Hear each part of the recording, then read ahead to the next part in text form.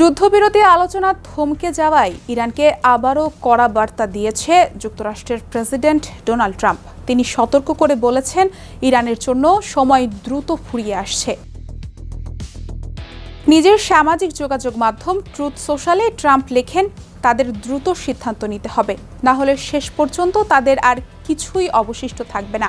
এখন সময়টাই সবচেয়ে গুরুত্বপূর্ণ।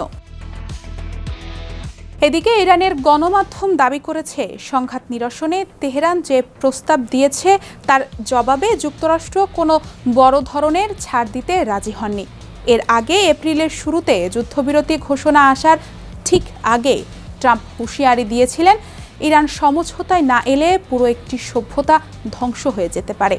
সাম্প্রতিক বক্তব্যেও সেই একই ধরনের কড়া অবস্থানের প্রতিফলন দেখা যাচ্ছে। তবে ইরানের পররাষ্ট্র মন্ত্রণালয়ের মুখপাত্র ইসমাইল বাঘাই দাবি করেছেন, তেহরানের প্রস্তাব ছিল দায়িত্বশীল এবং উদার। তাসনিম জানায়, ইরানের দাবির মধ্যে ছিল সব ফ্রন্টে তাৎক্ষণিক যুদ্ধবিরতি, বিশেষ করে লেবাননে ইরান সমর্থিত হিজবুল্লাহর ওপর ইসরায়েলের হামলা বন্ধ করা, পাশাপাশি ইরানের বন্দরগুলো থেকে মার্কিন নৌ অবরোধ প্রত্যাহার করা এবং ভবিষ্যতে আর হামলা না চালানোর নিশ্চয়তাও চাওয়া হয়েছে। অন্যদিকে ফরাসের তথ্য অনুযায়ী যুক্তরাষ্ট্র পাল্টা 5টি শর্ত দিয়েছে। এর মধ্যে রয়েছে, ইরানকে শুধু একটি পারমাণবিক স্থাপনা চালু রাখার অনুমতি দেওয়া হবে এবং তাদের উচ্চমাত্রায় সমৃদ্ধ ইউরেনিয়ামের মজুদ যুক্তরাষ্ট্রে পাঠাতে হবে।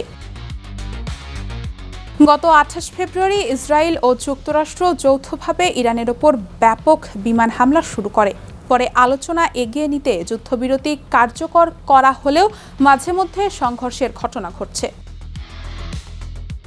বর্তমানে দুই দেশের মধ্যস্থতায় কাজ করছে পাকিস্তান। তবে এখনও যুক্তরাষ্ট্র ও ইরানের অবস্থানের মধ্যে বড় ধরনের দূরত্ব রয়েছে বলে ধারণা করা হচ্ছে।